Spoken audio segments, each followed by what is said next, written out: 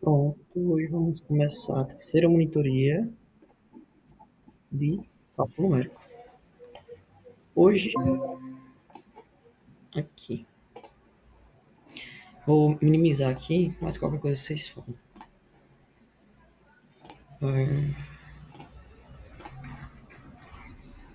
Terceira monitoria e o objetivo de hoje é método do ponto fixo, que esse método é interessante porque ele tem uma parte que é meio que manual, aí a gente vai ver. É o método de Newton-Raphson e esse daí a gente vai implementar. Lembra que eu disse que a gente não vai implementar todos os códigos, até porque o professor Bono pediu para que eu fizesse ou fizesse até uma parte, vocês faziam outra. E por fim, se der tempo, eu não sei se vai dar tempo hoje, o método da secante, tá? Mas a gente vai fazendo aos pouquinhos, se der tempo, a gente continua. Primeiro método é o método do ponto fixo, tá? O método do ponto fixo, ele parte de um valor diferente dos métodos que a gente viu antes, que a gente precisava de um intervalo e que a gente aplicava, lembra lá que a gente aplicava o teorema de Bolzano, que era para saber se quando eu multiplicasse o valor A vezes o valor B, isso aqui tinha que dar um valor negativo. Por quê? Quando eu tenho essa multiplicação dando um valor negativo, era porque eu tinha um valor que era positivo do intervalo, um valor que era negativo do intervalo. Isso quer dizer que em algum momento minha função estava passando aqui. No eixo das abscissas quer dizer que ela tinha um zero, né? Nesse caso, uma raiz. Agora, quando a gente vai para o método do ponto fixo, a gente não precisa, tá, fazer esse intervalo, a gente não precisa trabalhar com intervalo. O único método desses métodos abertos que a gente vai trabalhar com intervalo é o da secante, que eu não sei se a gente vai conseguir fazer. Esse método ele tem uma interação bem definida. Você vai ter o valor de aproximação inicial, o erro de precisão, aqui ele coloca dois erros, mas a gente vai trabalhar com um erro só, que é geralmente como o professor Bono trabalha, no qual ele vai fazer o teste de que se a função para aquele valor de x tiver um valor menor do que o valor de erro ou tolerância, eu gosto de chamar de tolerância, você finaliza, senão você vai dando, aqui ele chama de k, mas isso é na verdade uma variável que vai contar quantas iterações a gente vai ter, e eu tenho que fazer uma coisinha que a gente chama de função aqui, né, de φ de x. Essa função, eu vou falar um pouquinho sobre, mas ela tem que ter duas características. Eu tenho uma função f de x qualquer. Geralmente essa função f de x ela é contínua. Lembra que lá dentro da abscissão eu tinha que mostrar que era uma função contínua dentro do intervalo. Contínua, só não vou escrever o resto. Dentro do intervalo a, b, que a gente pegava. Quando eu faço essa função g de x, é igual eu pegar essa função f de x, eu vou de fato igualar ela a zero, e eu vou isolar uma das variáveis de x. Eu vou deixar x em evidência aqui e vai ficar do outro lado x alguma coisa, tá? E esse x que eu deixei aqui, eu vou chamar ele de g de x. Por isso que eu disse que essa daqui, o ponto fixo, ela tem uma parte um pouquinho manual, porque para você encontrar essa nova função, você vai ter que, de fato, isolar manualmente para depois você jogar dentro da tua interação. Então, essa daqui é um dos poucos métodos que a gente não consegue fazer ele totalmente, digamos assim, programado. Porque essa função de g de x, ela pode ter, às vezes, várias formas, depende do x que você vai querer isolar, tá? Eu vou mostrar mais um pouquinho abaixo no exemplo. Aqui ele vai fazer a verificação. Se o módulo dessa função for menor do que a tolerância, ou os dois valores, quer dizer que você pode, o erro, eu tenho que ver se isso aqui não for o print da outra que eu coloquei. Você pode ocultar isso aqui. Você pode considerar que o novo valor de x0 vai ser esse valor que você encontrou, tá? E volta ao passo 4. A gente ainda vai trabalhar com esse exemplo, que é o mesmo do método da abscissão, é o mesmo do método da falsa posição, que é o método do livro do Ruggiero que eu disse que eu estou usando, porque no final a gente também vai poder comparar quantas iterações ele levou para chegar naquele determinado resultado. Aqui, inicialmente, a gente vai desprezar esse intervalo e eu vou riscar lá na outra tela. Ou não, deixa eu fazer uma coisa aqui. Antes de sair, vamos encontrar essa função que eu chamei ali de θ. Ai, mano, descarta. Pra cá. Essa função, lembra que eu disse que a gente vai pegar essa função aqui, 9 de x mais 3, e vai de fato igualar ela a zero, certo? E a gente vai colocar quem é x para um lado, e vai tentar isolar qualquer um dos dois x. A gente, assim, fica a critério de vocês, mas eu vou preferir isolar esse daqui, porque é mais fácil isolar esse do que isolar esse aqui que tem, ele está elevado ao cubo. Isso vai me resultar se eu tentar isolar ele com uma raiz cúbica do outro lado. Então eu vou deixar por enquanto esse sozinho aqui, ó, 9 de x é igual, vem para cá, menos 3, menos x ao cubo. Isso aqui vai resultar em tudo positivo, né? Então vai ficar x sobre 3, 9, menos, elevado, menos não, tá? Mais aqui. X ficou igual a 1/3 mais x ao cubo sobre 9. Isso aqui agora... Minha letra não é muito bonita não, mas eu espero que esteja dando para entender.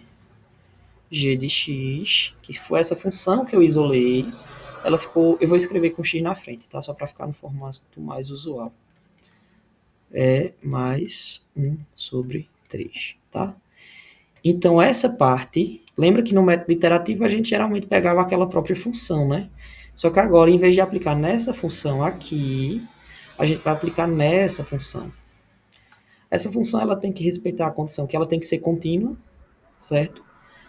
E ela tem que ser contínua e ela tem que respeitar aquela mesma condição do teorema de Bolzano se você pegar dois intervalos. Mas vocês vão ver que a gente não precisa de intervalos, mas ela tem que ser contínua, já vai garantir aquilo ali, tá? Nem sempre, na verdade. Ela pode ser contínua e não ter o teorema de Bolzano. Mas bora lá, deixa eu sair daqui que eu vou fazer o exemplo, vai ficar mais simples descartar. Era pra eu ter deixado só a função, né? Deixa eu escrever aqui. Deixa só o valor dessa função aqui. G de x é igual a x ao cubo sobre 9 mais 1/3 de x. Vou para o MATCAD porque aqui fica mais fácil, tá? Ó, lembra que agora você parte de um valor inicial, porque o print lá tá o antigo print. Mas a gente pegou a primeiro passo. A gente pegou a função original, a gente pegou o nosso chute inicial e o erro de tolerância. O erro de tolerância para essa questão ele deu de 5 vezes 10 a menos 4. Eu vou botar lado a lado, como eu fiz semana passada, porque a gente vê os passos que são instruídos pelo método e como é que a gente vai fazer. Deixa eu... Tá bem pequeno, deixa eu ver se eu consigo aumentar aqui.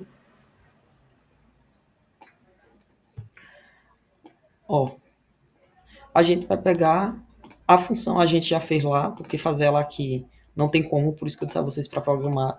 Então, esse primeiro passo aqui, ó, eu vou escrevendo aqui, porque quando eu escrevo, eu acho que, por mais que ela esteja mais ou menos pronta, a gente vai conversando. Ó. E vamos lá. O primeiro passo vai ser em encontrar a função que eu vou chamar disso aqui, ó. A função isolando algum dos valores de x, tá? Valores de x. Eu indico que vocês isolem aquele que fica mais simples de vocês isolarem, tá? O segundo passo é a partir disso, eu vou calcular para essa minha função o valor do meu x, do meu chute inicial, que foi o valor que a questão me dá, geralmente, tá? Então, meu segundo passo, a gente vai calcular f de x, eu vou chamar de xi, tá?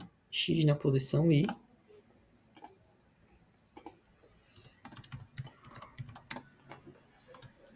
Usando essa função que a gente encontrou e não a função original.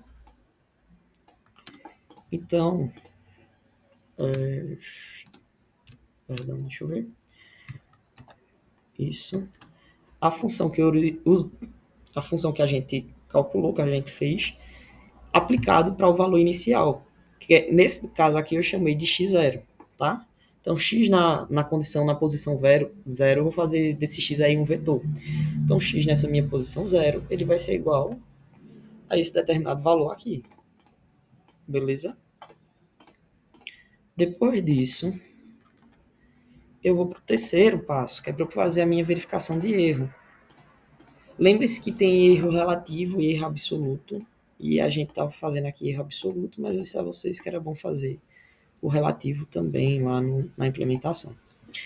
Então, o meu erro, como é que eu vou calcular ele para um método da falsa posição? Volta um pouquinho nessa parte que tu colocou x0, eu não entendi muito bem. Por que ficou 0,3? Porque deixa eu botar ele aqui em cima, eu acho que aqui na frente vai ficar mais nítido. Eu peguei essa função aqui, é porque o mathcad ele faz direto. Mas eu peguei essa função daqui e eu coloquei ela aqui, ó. Essa função de cima. Qualquer coisa podem atrapalhar, tá? O mathcad, ele sabe que a função essa daqui, phi de x, digamos assim, ela é esse valor.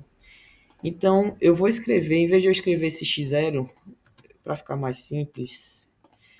No caso, só substituiu o Isso, x pelo x. isso, porque, ó, tá vendo que é o mesmo valor?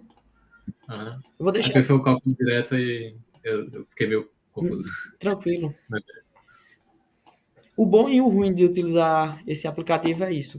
O bom é que você não perde tempo fazendo essas continhas e ele já fica todo linkado, então evita que você erre. Mas se você não sabe de onde está vindo o valor, pode ficar um pouco perdido. Mas pode atrapalhar, tá? Não tem bronca não. Aí eu beleza, valeu. vou até deixar aqui porque fica mais fácil de visualizar. Isso aqui é uma função de aplicação de função nesse aplicativo que é bem interessante, tá? Só abrindo um adendo. Qualquer valor que tu quiser colocar, tu escreve a função, como tu estivesse escrevendo no caderno normal. Aí tu escreve a função, por exemplo, no caso f de x, g de x, enfim. E aperta o igual, aí ele calcula para tu. É muito bom, facilita bastante. Mas continuando. Agora a gente vai calcular o nosso erro do método da falsa posição. Aí eu chamei de FP e eu vou fazer na posição I também aqui, ó. I. Outra coisa que eu já ia esquecendo. Esse valor que eu calculei, ele vai ser o meu novo valor de x, que vai ser x na minha posição I. Opa. Eu vou fazer ali um vetor, tá? O que é a minha posição I? Deixa eu até riscar aqui.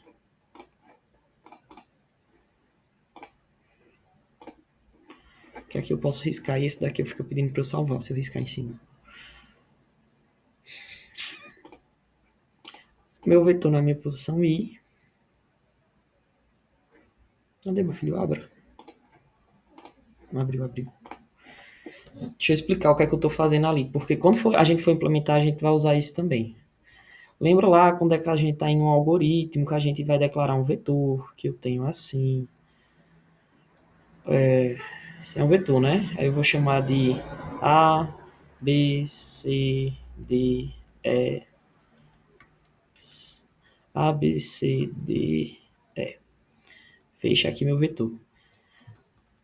Aí eu quero que o vetor. Eu quero acessar, por exemplo, o valor de C. Eu botei errado aqui, tá vendo? A, B, C, D, E, F. Pronto. Eu quero acessar o meu valor de C. E eu sei que C está na terceira posição. Quando a gente está em linguagem C, uma atenção, né? Atenção aqui nesse ponto. Atenção. Quando a gente está em linguagem C, a contagem do meu vetor começa de zero. Então aqui é vetor 0, 1, a posição, né? 2, 3, 4 e 5. Então, para eu assumir o valor de C aqui, eu preciso declarar a minha variável que eu quero encontrar x na posição 2. E meu algoritmo, ele irá me retornar o valor de C, tá? Mas, contudo, entretanto, todavia, atenção, isso aqui é para, vou chamar aqui, ó, linguagem C. Quando a gente está programando em MATLAB, a variável contadora ela não começa de 1, vou até botar de outra cor aqui. Ela começa de 1 e não começa de 0. Então, em MATLAB, em vez de você começar aqui contando de 0, você vai começar contando de 1, de 2, de 3, de 4, de 5 e de 6. Então, se eu quiser em MATLAB acessar isso aqui, cadê? Perdi, achei. Se eu quiser em MATLAB acessar isso aqui, eu vou dizer que eu quero encontrar x na posição 3, que é até melhor da gente ver que é o mesmo valor de 3, tá? É o mesmo valor, certo? Só que aqui no Mathcad ele também respeita essa mesma condiçãozinha da linguagem C. Mas, quando a gente implementa ele meio genérico, do jeito que eu vou dizer a vocês, dá pra gente utilizar por quê? Aqui, a formulazinha da falsa posição, ela fica assim,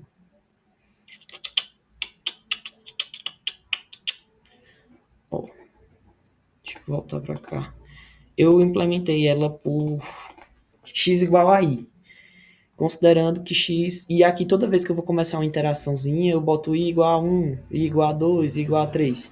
E o primeiro i, o próprio Mathcad, ele deixa como se fosse 0, porque eu não chamei ninguém, e quando você faz a primeira iteração, tecnicamente, você não faz, né? No caso, a primeira iteração, o erro, ele ali ainda não vai ser calculado, tá? Eu tô avisando isso porque depois a gente vai usar bastante esse izinho. Então, o meu erro para essa função, eu vou aplicar esse valor de x igual a i, que eu encontrei, na minha função original. Aqui, na função original, eu vou aplicar este valor.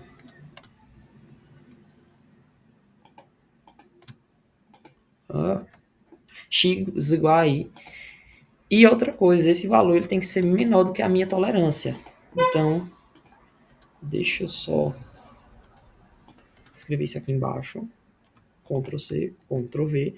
Isso aqui tem que ser menor do que a minha tolerância, que é um Ezinho, que eu chamei lá em cima de Ezinho, tá? Aqui, ó. Certo? E depois disso a gente faz aquele velho condicional, aquele velho if, que é para verificar se isso aqui está sendo respeitado. Então a gente faz if. Eu vou pegar a estrutura aqui. If vai ser igual isso aqui, que eu chamei f disso aqui,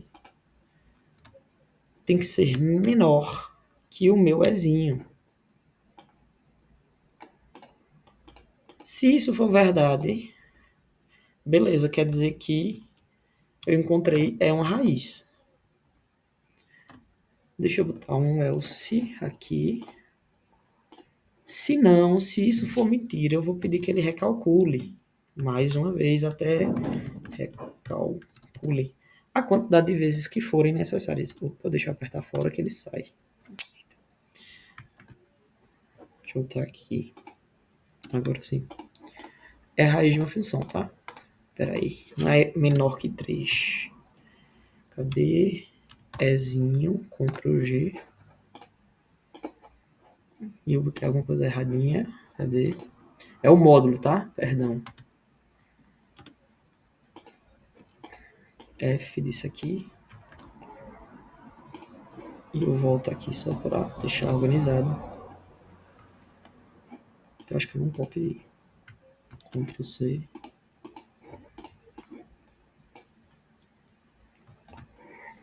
Ó, qual foi o erro que eu fiz ali? Eu peguei o valor sem ser o módulo. Tem que ser o módulo, tá?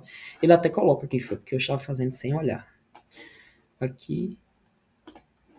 Ó. Como é que eu calculo o erro? É justamente essa condição aqui. O módulo. Ou que não, eu não calculei aqui, mas vocês podem fazer também, que é pegando o valor inicial e o valor final, que eu vou chamar de erro da função aqui 1. Você pode botar essa condicionante lá de ou, né? Um while com ou, Ctrl V, eu vou chamar de 2. E qual é a segunda condição? Vocês podem perguntar, né? Eu vou pegar o valor de x na posição de agora e na posição inicial. O módulo também, tá? Módulo. E vai ser como? Vai ser x. Aqui eu escrevi x0, tá? Mas, quando a gente chama o vetor, eu poderia ter escrito ele assim. I menos 1. Certo? Por que eu estou fazendo isso e estou dizendo isso? Porque aqui embaixo a gente vai fazer assim. X na posição atual, que vai ser xi, menos x na posição anterior. Nesse primeiro caso, eu vou escrever também para vocês verem que dá o mesmo resultado, tá? Isso aqui. Deixa eu pegar isso aqui. Ctrl C, Ctrl V.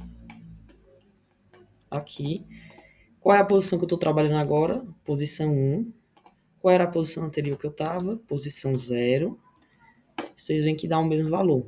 Por que, que eu não vou escrever assim aqui, né? É só porque toda vez eu ia ter que ficar mudando na mão esses valorizinhos. E quando eu escrevo com esse índice, eu consigo mudar só aqui no início da iteração e ele faz toda a correção, tá? Então você pode fazer aqui o outro if, né?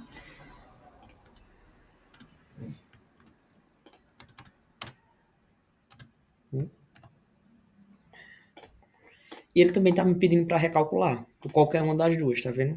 Então, as minhas duas condicionantes de erro, terceiro passo, condição de parada.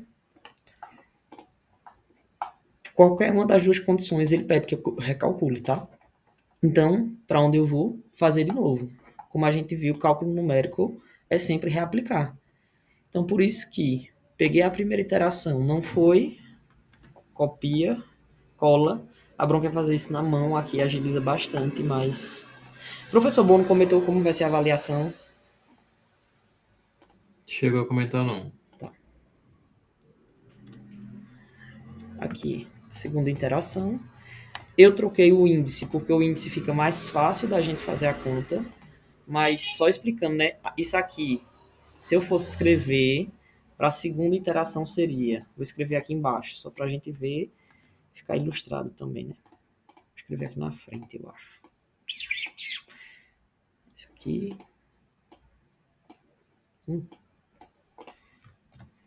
Quem seria xi? A gente está fazendo a segunda interação, então seria um x igual a 2. E aqui seria 2 menos 1, que daria 1, que foi a iteração anterior. Você vê que dá o mesmo resultado, tá? Então, quando eu aplico naquela função que eu encontrei, mais uma vez eu venho aqui e eu percebo que nenhuma das minhas duas... Ó, se eu botar agora aqui também o cálculo de erro de 2 menos x1, eu percebo que eu também ainda não bati e ele me pede recalcule novamente. Então, a gente vai mais uma vez recalcular. Aqui é bom porque é copiar e colar e eles fazem as contas automaticamente, mas na prova vocês têm que fazer o cálculo com calculadora e eu indico que seja científica. Indico não, né? Tem que ser científica, senão vocês vão demorar muito mais do que... Tem calculadora que, por exemplo, você consegue escrever de uma forma, é porque eu não consigo mostrar para vocês, mas eu vou tentar baixar o aplicativozinho da calculadora Cássio, na próxima monitoria me cobrem, para eu fazer montando na calculadora, sabe? De como vocês poderiam fazer na prova. Aí aqui, voltando, é a terceira interação. Terceira interação. E igual a 3. Mais uma vez, ó. Tanto pelo erro... Deixa eu puxar para cá. Tanto calculando aqui, quando esse f de x eu aplico na função a tolerância de erro respeitou, quanto eu fazendo por essa outra condição. Você pode fazer por qualquer uma das duas ou pelas duas, tá? Geralmente eu só adoto uma das formas de fazer, que é geralmente essa daqui, mas aqui está o erro absoluto, e eu faço isso aqui ainda. Deixa eu ver aqui, vai para fazer. Dividido por x na posição agora. Pronto, eu faço dessa forma e eu vou fazendo esse erro assim, não esse erro absoluto que pega um e subtrai do outro, tá? E tem casos que quando você quer trabalhar em porcentagem, você multiplica por 100, porque ele vai te dar o erro em porcentagens, tá? 0,0. Aí ele te dá o erro em porcentagem. Aí a margem de erro desse daqui tá 0,11%, sabe? De erro. Aí é muito bom trabalhar dessa forma, eu acho bem... Só que lembre-se que não precisa sempre trabalhar com porcentagem, não. Geralmente eu fazia ele sem porcentagem, mas eu acho essa forma de erro mais precisa de calcular do que só subtraindo um pelo outro. Tá? Vou deixar assim. Então, esse é o método da falsa posição. Percebam que, assim, cálculo numérico ele não é difícil, mas ele é repetitivo. E lembrem da primeira monitoria, Niege, você não esteve aqui, mas depois dei um jeitinho para assistir, que eu disse que cálculo numérico, você tem uma lógica de programação boa, ajuda vocês muito a desenvolver mais rápido o problema, porque ele não é difícil, ele só é repetitivo. Então, depois que você entendeu a lógica por trás do método, você aplica, tá? Então, foram 3 iterações. Esse aqui foram poucas, mas nem sempre é tão poucas iterações. Vamos começar agora para o método de Newton-Raphson. Deixa eu voltar para cá. Isso aqui que ele chama de K é a variável contadora que a gente geralmente... Eu chamo de I, mas vocês chamam como vocês quiserem bem entenderem. Eu acho que eu uso K... Não, eu uso I e J quando eu vou mexer com matriz. Método de Newton-Raphson. O algoritmo do método de Newton-Raphson é bem pequenininho. Assim, né? Esse é de um... Eu não mandei os livros para vocês, me cobrem também. E ele diz, você escolhe um ponto de tentativa inicial da solução e ele vai fazendo essas aproximações. Eu não sei se vocês já usaram o solving da calculadora, mas o da Cássio, pelo menos o modelo que eu tenho, ele inclusive vem no manual da calculadora que ninguém lê, mas vem lá. O método que ele utiliza é o método de Newton-Raphson. O que é que acontece com o método de Newton-Raphson? Vamos supor que você tem uma função que é um polinômio. Ixi, eu odeio esse daqui porque eu não posso apagar. Deixa eu riscar no outro. Descartar. O que é que acontece? Eu tenho geralmente uma função e eu vou dizer que minha função ela é uma função, um polinômio cúbico. Enfim, x ao cubo alguma coisa. Então ele tem 3 raízes, aqui, aqui e aqui. E o que é que você vai acontecer, né? O método de Newton-Raphson, quanto melhor for seu chute inicial, mais próximo ele vai chegar daquele valor. E talvez esse método, às vezes, ele não vá convergir. Às vezes acontece de se você chutar um valor para cá, ele vai tentar ir para o outro lado. E é tanto que, eu não sei se você já aconteceu de colocar um valor na calculadora e ele dá erro. Então, ou se não, já aconteceu isso em prova de hidráulica, escute o que eu estou dizendo. Ele é um método que ele vai se aproximar da raiz mais próxima, certo? Então, o que é que vai acontecer? Vamos supor que você chutou um valor aqui. Eu vou pegar 3 valores, tá? Aqui. Eu vou chamar isso aqui de x1, x2. Eu vou chamar isso aqui de x3. Aí você foi, deu como chute inicial. Isso acontece mesmo, eu não tô nem brincando, não tô nem tirando onda. Aqui esse valor de 10, vamos supor. Esse valor está mais próximo daqui. Então a tendência é que ele encontre essa outra raiz aqui, certo? Só que já aconteceu em prova de hidráulica, de quando você usa o solve da calculadora, se você pega e faz um chute mais próximo desse valor, aí ele vai te dar essa raiz, beleza? Aí você, beleza, isso aqui foi a raiz, você vai e usa o valor que ele encontra aqui, que eu vou chamar de um x', ele usa esse valor. Só que para resolver um determinado problema lá, você tem que encontrar essa outra raiz aqui, certo? Que eu vou chamar de x'. Então, uma dica que eu dou realmente, que sempre eu utilizo, eu já vi casos de prova que deu B.O. por conta disso, sempre que for utilizar a calculadora do Solver, ou que você for fazer, aplicar o método de Newton-Raphson, como ele se baseia no chute inicial, chute valores extremos, por exemplo, 10 e menos 10, certo? Porque você vai pegar do intervalo, digamos, daqui até aqui, e você vai conseguir garantir. Quando você chutar 10, ele vai se aproximar dessa raiz. Quando você chutar menos 10, ele vai se aproximar dessa. Então, é comum que isso aconteça. Então, quando vocês forem fazer, podem chutar, sei lá, 100 para um lado, menos 100 para o outro, porque ele vai se aproximar daquilo que está mais perto dele, né? Ele vai seguir o caminho mais fácil. Mas, vou deixar dos riscos aqui. Essa funçãozinha, ela se baseia no valor inicial, valor do nosso chute inicial, valor do nosso chute naquela posição, o valor anterior desse chute, certo? Que a gente calculou, a própria função que eu tenho, minha função lá, f de x, nesse daqui eu não preciso encontrar uma função qualquer, mas, contudo, entretanto, todavia, eu preciso encontrar uma função derivada dessa daqui, tá? Essa é a aplicação do método de Newton-Raphson. O método da secante, vocês vão ver que ele é parecido, só que ele não trabalha com essa derivada.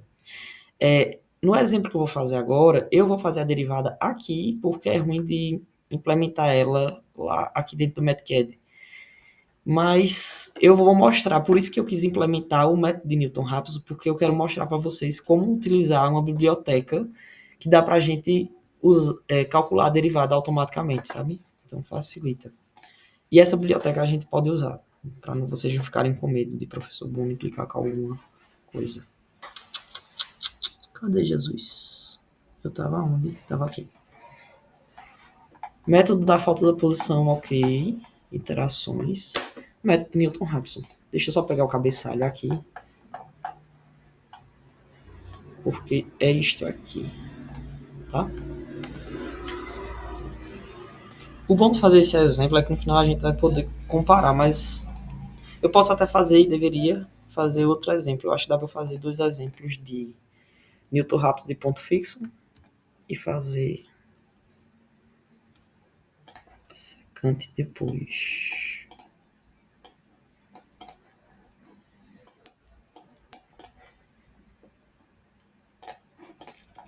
Bom, bora lá. Primeiro passo vai ser o quê? Eu vou precisar encontrar a derivada dessa minha função, tá? É uma função simples, graças a Deus, então não teremos esse trabalho. Aí você diz, poxa, mas quando tiver uma função complexa, no algoritmo, a gente vai trabalhar com a forma que ela já, no algoritmo não, no Mathcad ou no Octave, que eu uso Octave, a gente já vai trabalhar com a função mais simples. Aqui, eu só vou escrever aqui a título de desencargo de consciência, mas a gente vai ter 3x ao quadrado menos 9, tá? Isso aqui é f de x, isso é f' de x, certo? Então, o primeiro passo, eu derivei ali só para não ter que fazer a derivada aqui, mas o primeiro passo, deixa eu só copiar isso aqui. O primeiro passo vai ser encontrar a derivada da função, certo? E eu não vou chamar disso aqui, eu vou chamar de g, que é a forma como o livro chama lá. Então, só pra gente não... G de x. Eu poderia chamar de f' também, se vocês quiserem, pra remeter mais o cálculo, não tem bronca não, tá? F'. E esse daqui eu vou chamar também de f', tá? E aqui eu vou só reaproveitar aqui a escrita.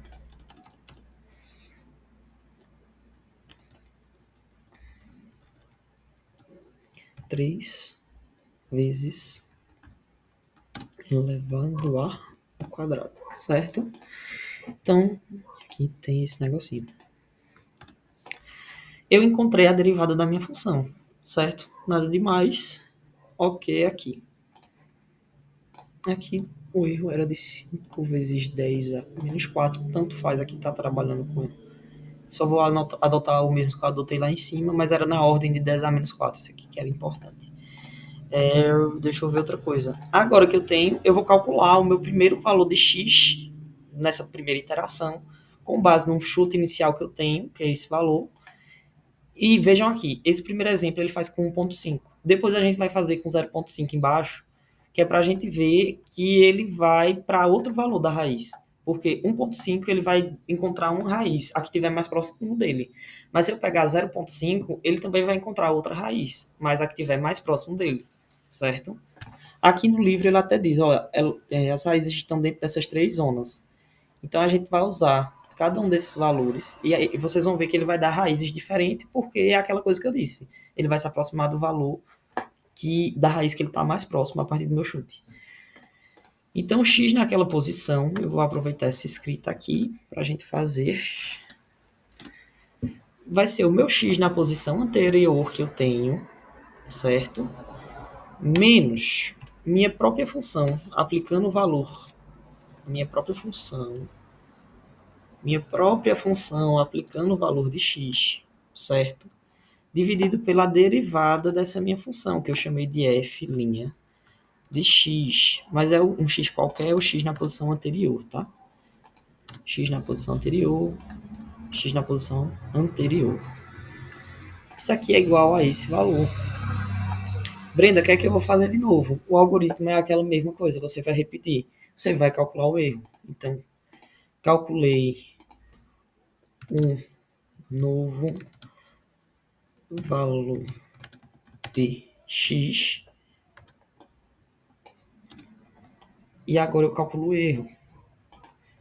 Erro, condição de parada, tolerância, certo? Eu vou copiar isso aqui que vai ser útil, tá?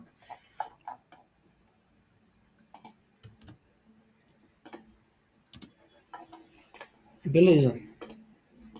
Fizemos aqui e esse método é o do Newton-Raphson. NR Newton-Raphson 1, NR Newton-Raphson 2. Esses aqui, ó. Esses identificadores vocês entenderam que eu estou fazendo ele da mesma forma aqui, só para eu não ter que chamar. Deixa eu até copiar isso aqui. Só para eu não ter que ficar escrevendo. Mas o primeiro eu vou escrever, como eu fiz da outra vez, para ficar claro o que eu estou fazendo. E depois eu vou só ficar chamando iteração 1 para esse método. Iteração 1. Iteração 1, tá? Ó, vê que o valor aqui do erro foi bem alto, tá? Por esse método aqui. Foi bem alto, 13, um valor bem alto. E a tolerância é 10, na casa de 10 a menos 4. Então imagina o quanto ainda tem que refazer. Eu fazendo por essa outra forma aqui ficou 3,16. Então, se está pedindo para recalcular, as minhas condições de parada não foram respeitadas, então eu tenho que recalcular, certo? Aqui, deixa eu apagar isso aqui. Ó, eu vou escrever, para esse primeiro exemplo, eu vou dizer quem são esses valores, só para vocês ficarem... Ó, I na posição I é quem? I aqui é 1. Eita, peraí. Vou fazer assim, vai ficar mais fácil para vocês entenderem. Assim, eu digo para vocês entenderem depois que pegar a monitoria, né? Porque senão vocês vão ficar assim, o que era esse I? Aí, I menos I. I. Vejam que é o mesmo valor. Eu coloquei isso aqui só para ficar mais didático, tá? Aqui é o calculando o erro, que é aplicando a função para esse meu valor de x aqui que eu encontrei. Eu dei um valor bem alto. Se deu um valor alto, eu vou e aplico novamente. Ctrl C, venho aqui embaixo, Ctrl V. E eu vou para a minha segunda iteração. Então vai ser meu i igual a 2. Eu não vou escrever nessa aqui só por puro processo para agilizar. Então aqui eu vou apagar esse. E vou pular aqui para baixo. Ó, esse erro aqui ainda está muito alto, certo? E esse erro aqui também está muito alto. Então, continue recalculando. Tá? Deixa eu dar uma conferida nesse erro aqui, que eu acho que ele extrapolou bastante.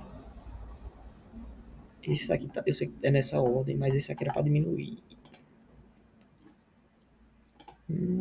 F de x igual a 18.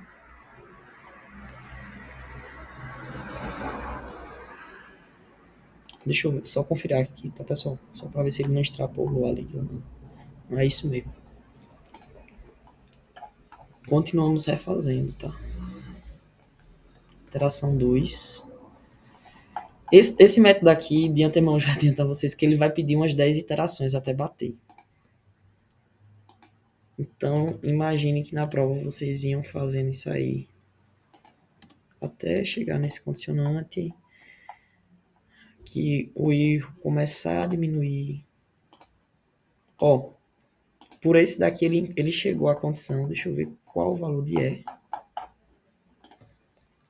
É Ctrl G, Ctrl G, valor de E. 5 vezes 10 a menos 2. Ele não bateu esse valor de A, não.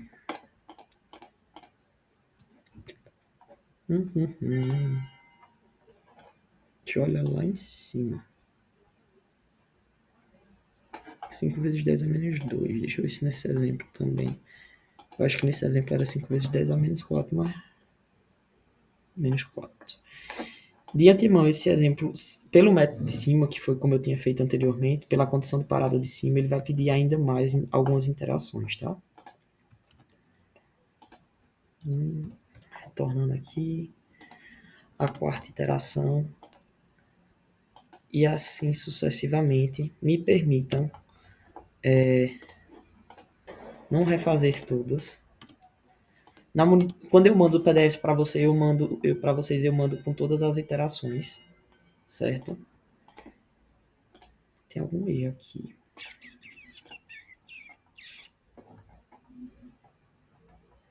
E 3 e 4.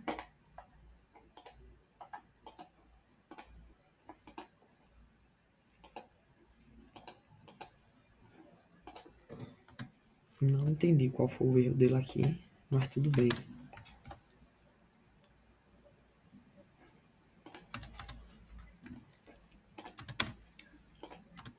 Opa.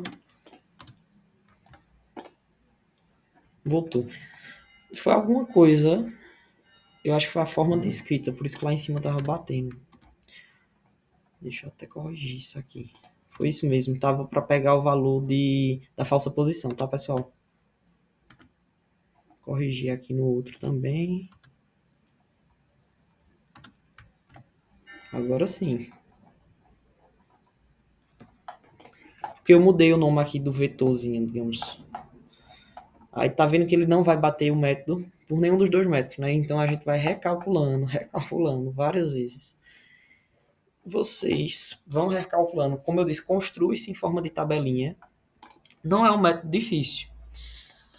Como ele é um método que usa derivada, agora eu vou partir para a implementação, porque eu queria mostrar esse método a vocês de forma implementada. Deixa eu ver até em quanto tempo de monitoria estou. Dá tempo. Aqui, fechar aqui, botar para cá. Para. Deixa eu botar aqui. Eu sempre deixo o exemplo anterior e o exemplo que a gente vai construir na aula, tá? Esse aqui é obsessão. Esse foi o da obsessão, que foi da última monitoria. E a gente vai partir agora. Boa, era pra eu ter deixado aberto o método da obsessão. Porque a gente ia partir do que, o que a gente já construiu junto. Mas não tem bronca não, a gente vai fazer do zero de novo. O método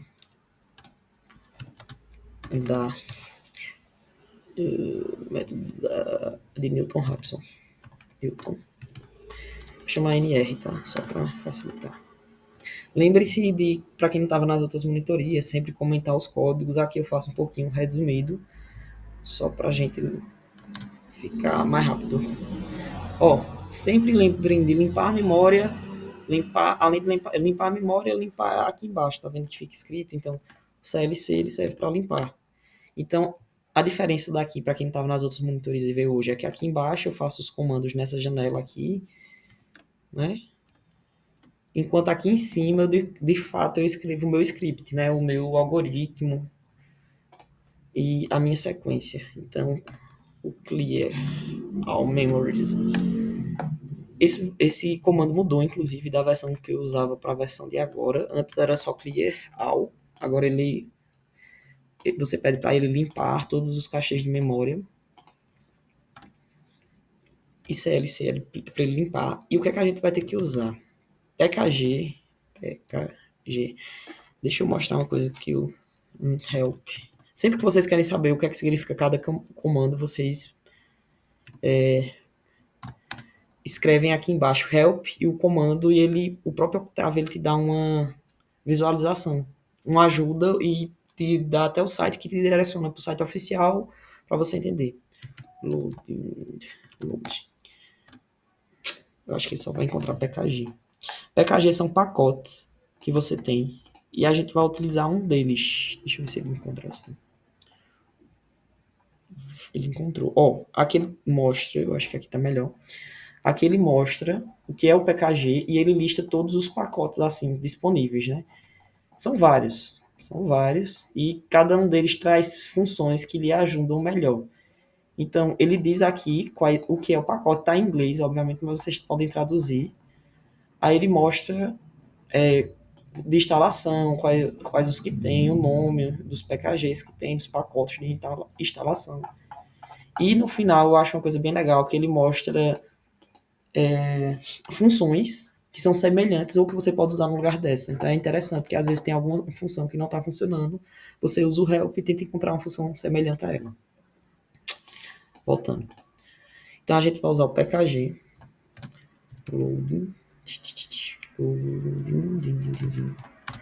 Option. Option. Option. Option. Option. Option. Option. Porque esse, não, só o option, só até aqui. Porque essa, só até ali, rapaz. Esse pacote ele permite a gente fazer derivada. Então isso ajuda bastante pra gente.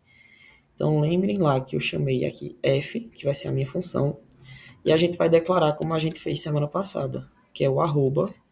Para eu chamar a minha variável, que eu quero chamar ela de uma, como fosse o meu f de x, eu vou chamar assim, arroba, e eu vou escrever aquela mesma função que a gente já está vendo, x elevado ao cubo, menos 9 vezes x, mais 3, certo? Vou botar o ponto e vírgula porque eu não quero que quando print fique aqui embaixo, para minha visualização. Vou fazer a mesma coisa para o g de x vai ser igual arroba f de x, fecha isso aqui, e eu vou dizer qual a minha função, certo? Derive, eu quero a derivada da minha função f, e eu vou dizer qual a variável que eu quero que derive, eu quero que derive x. E eu vou fazer esse pequeno teste aqui embaixo, tá? Eu vou deixar sem um ponto e vírgula, que nem eu disse a vocês, a gente vai fazendo por etapas e vai testando. Tá, poxa, tem que salvar de novo.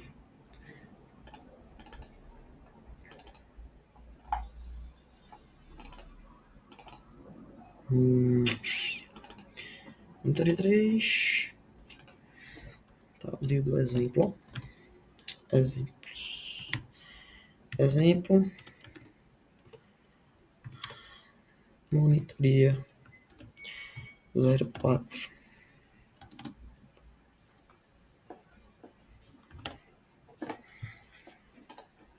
Mudar o diretório. Ó, lembra que eu disse que o bom de usar o Octave é que ele me diz o erro e a linha. Eu provavelmente escrevi errado o nome do pacote, que ele está me sinalizando, ó, faz um help, veja, faça um help desse PKG e avalie o que você está usando, que provavelmente está inválido. Deixa eu olhar aqui, eu não sei se está nesse teste não está, mas eu sei que está no outro que eu fiz. Provavelmente eu escrevi o nome errado do pacote, mas é de boas, a gente pega aqui documentos. As minhas 200 mil pastas. Não está aqui. Material, aula 3. E exemplo, eu acho que eu tenho aqui no teste. E eu tenho no exemplo também. No exemplo, vou abrir os dois. Opa. Deixa eu vir pra cá. Eu abri muita coisa de uma vez, aí tá tentando carregar tudo. Mas bora lá. Ó. Não é este. Vou fechar. Não tem o nome teste.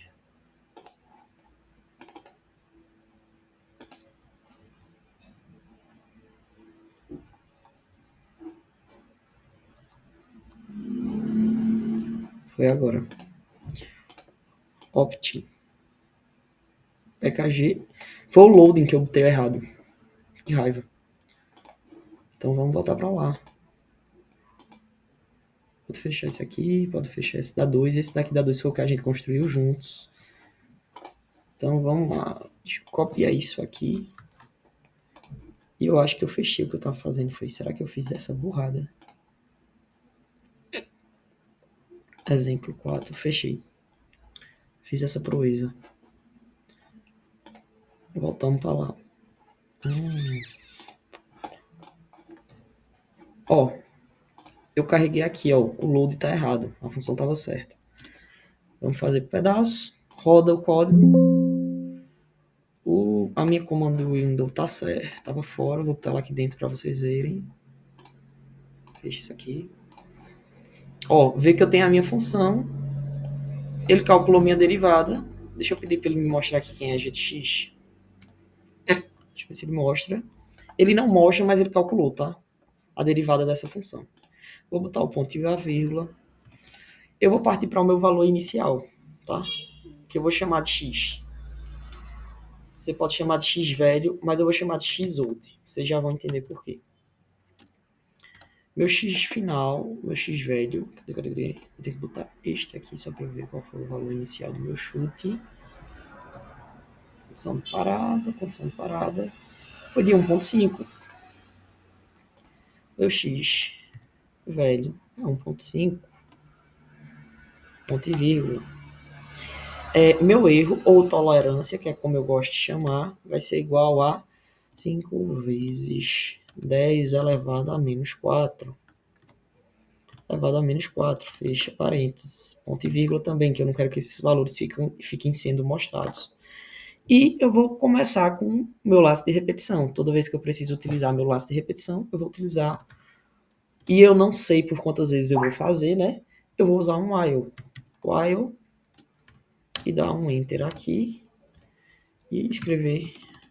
Pode botar só end? Pode. Pode botar end while? Pode, não tem problema. O Octave vai funcionar com qualquer um dos dois. E a condição de parada, né? A minha condição de parada aqui, enquanto erro, inclusive eu tenho que botar um valor inicial para erro. Erro. Vou botar erro como valor.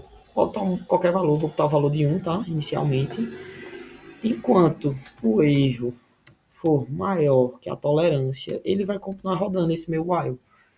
Quando o erro for menor que a tolerância, ele para. Mas o erro é maior do que a tolerância é. Então continue rodando e procurando o valor, tá? Então vamos lá. Coloquei meu erro e eu vou colocar um valor de i, que eu vou chamar de variável contadora, tá? Então meu i vai ser igual a 0. Isso aqui vocês podem chamar como bem quiserem. Lembre-se de, quando fizerem de fato o código de vocês, botarem comentários aqui na lateral. Por exemplo, função, derivada da função. Eu só não estou fazendo os comentários porque derivada da função e assim por diante. Coloquei o meu valor, minha variável contadora, e eu vou colocar a primeira condição aqui, que é na qual eu vou dizer que o meu x old,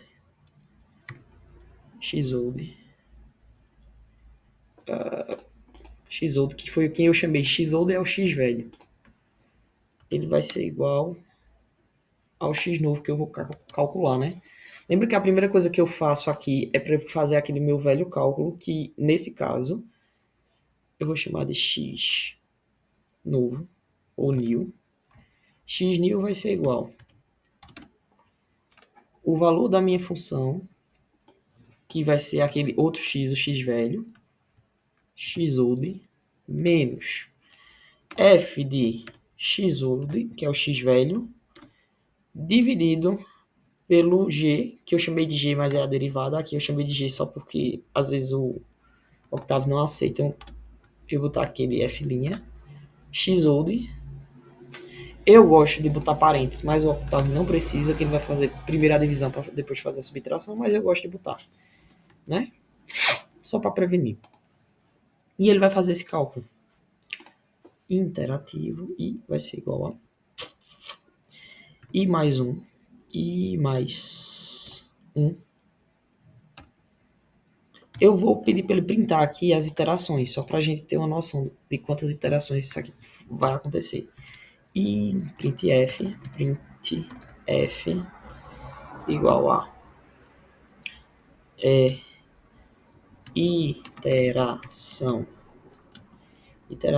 % d, porque eu quero que ele me mostre um valor inteiro, certo?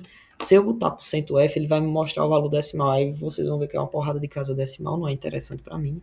Fecho. Eu posso botar aspas simples ou dupla para texto. E eu vou colocar que eu quero que ele me mostre o valor de I, porque é o número daquelas interações, de quantas vezes esse laço vai estar rodando. Então, aqui, eu vou fazer uma coisa que eu vou fazer porque eu quero fazer, mas vocês não são obrigados a fazer, tá? Que é um if aqui dentro. Eu vou botar assim, um if, se esse erro aqui, o erro ele for maior do que isso aqui, eu vou fazer o seguinte, eu vou dizer que meu x-old agora vai ser igual ao meu x novo que eu calculei, porque eu ainda não cheguei no meu critério de parada, certo? Então, isso aqui ele só vai fazer se meu x estiver dentro, se não, um else, se não, else, opa, se não, else, e eu vou botar o end aqui logo, end if.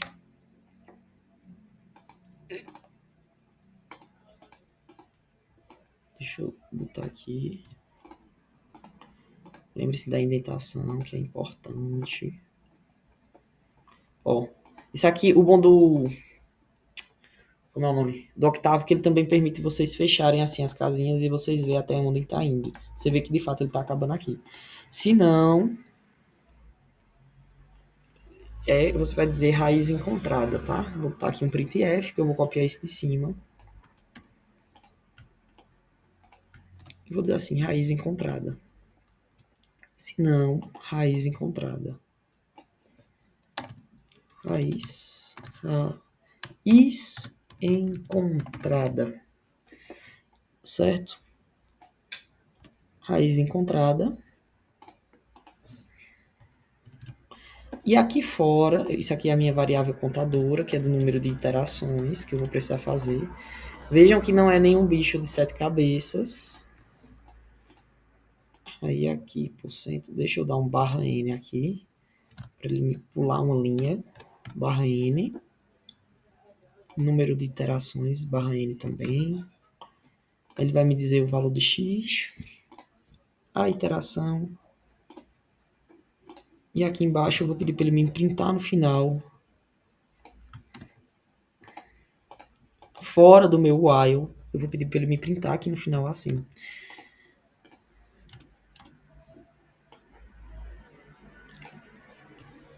Sua raiz, ou melhor, sua não, né? A raiz encontrada. A raiz encontrada foi 2 pontos. Agora eu vou botar um %F, porque eu quero ver com a grandeza das casas decimais, tudo. E vai ser o valor aqui de x_new. O que é que eu estou fazendo aqui? Aqui eu não estou fazendo um vetor puramente para eu não estar, digamos assim, acumulando memória. Eu estou escrevendo por cima. Tem uma vantagem e tem uma desvantagem. É bom, certo? Por quê? Porque você fica reusando o mesmo espaço. E é ruim se você quiser ver todos os valores de x que a função teve. Por isso que eu estou pedindo para ele printar, porque no final não vai ser um vetor, tá? Vai ser uma variável que eu estou reescrevendo. Deixa eu ver se eu não estou errando nada. Que eu acho que eu não estou. Opa, deixa eu olhar o teste aqui. Sai da monitoria 2.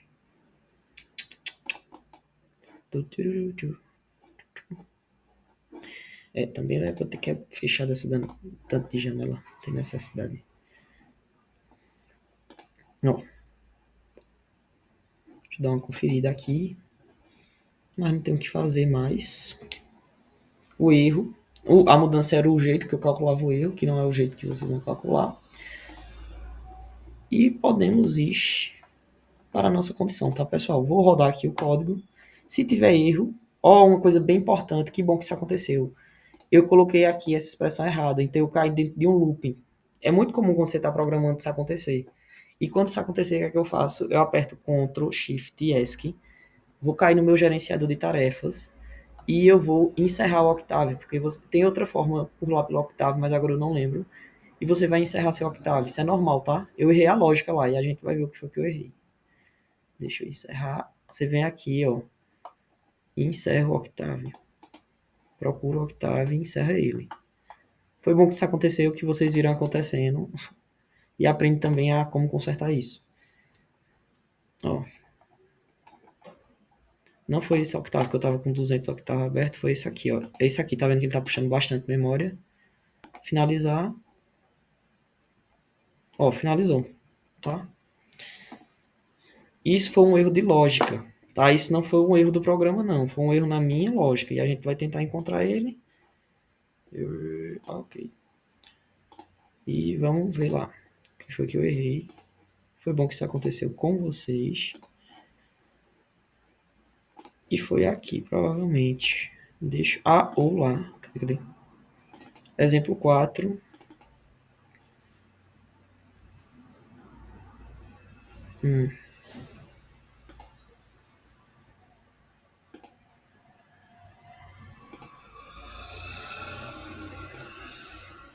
Ó, vamos lá. Onde foi que eu errei aqui no. Deixa eu abrir o teste da monitoria. Teste. Abrir.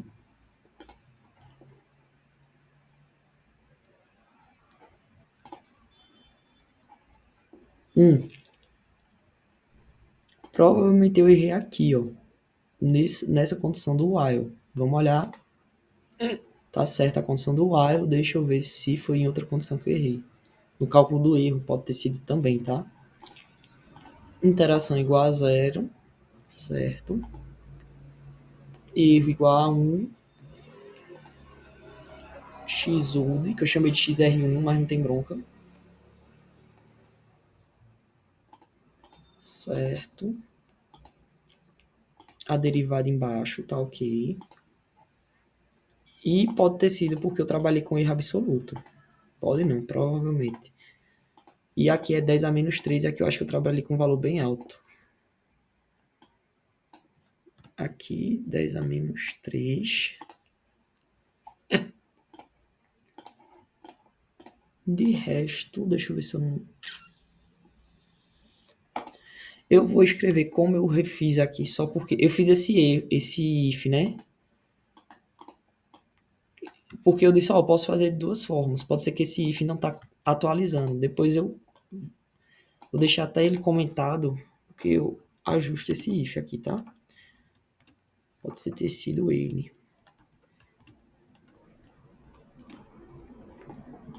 Mas o que é que acontece aqui? Aqui eu vou estar juntando mais memória, que toda vez que eu começar, eu tô dizendo quem é x novo e quem é x velho, tá?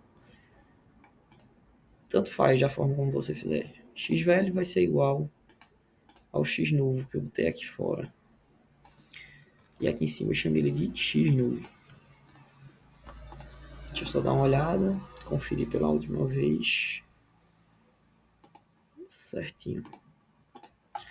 Vamos lá, só recapitular. Esse if aqui eu vou deixar ele só... Que antes eu fazia, só para ele não copiar todas as vezes, eu fazia essa condição. Se o erro for maior do que a tolerância, você diz que o xold, o x velho, vai ser igual ao do x novo calculado. Senão você vai printar que a raiz foi encontrada.